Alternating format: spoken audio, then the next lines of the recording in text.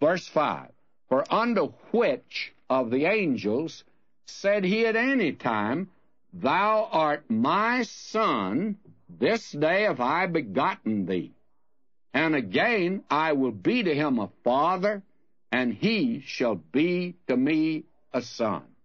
All right, now we've come here to this tremendous quotation. He says, This day have I begotten thee. That's a quotation from Psalm 2, verse 7. And you will recall in the Psalms, we've found out by going to Acts 13 that Paul quoted that in his great sermon in Antioch of Pisidia. And I think it's one of the greatest sermons Paul gave.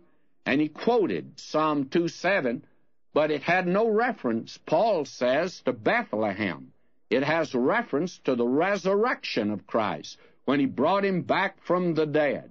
And therefore, he is the only one that could die for the sins of the world. No angel could save us, friend.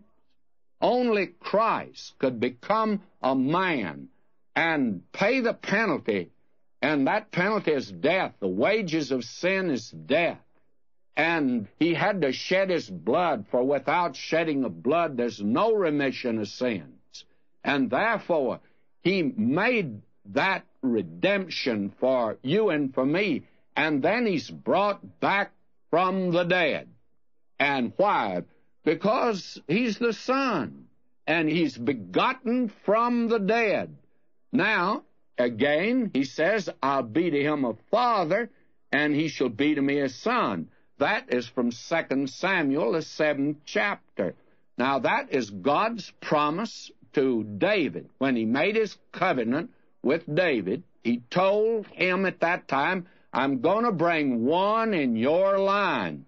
Now, there are those that say that that had a reference just to Solomon.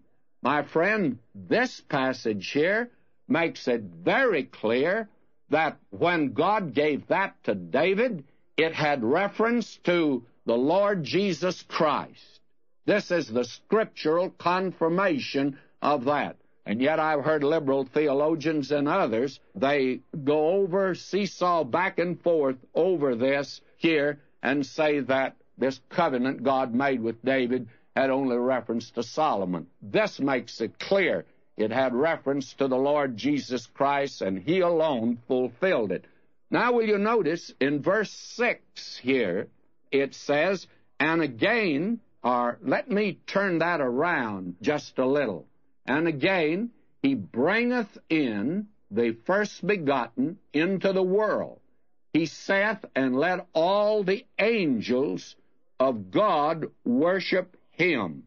Now again, you have a quotation here from Deuteronomy, the 32nd chapter, verse 43.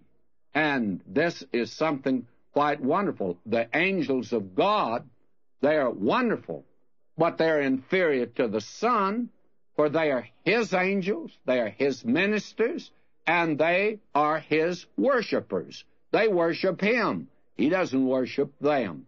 Now will you notice as we move on, verse 7, and of the angels he saith, who maketh his angels spirits, and his ministers a flame of fire. Now, we have here quotation from Psalm 104:4. Again, you see, they're his angels, they're his ministers, and they're his worshipers. That's very important to see. You see, the writer here, we believe it's Paul, is now showing forth the fact that Christ is superior to angels, and he's using the Old Testament scriptures in order to prove that and to set that before us.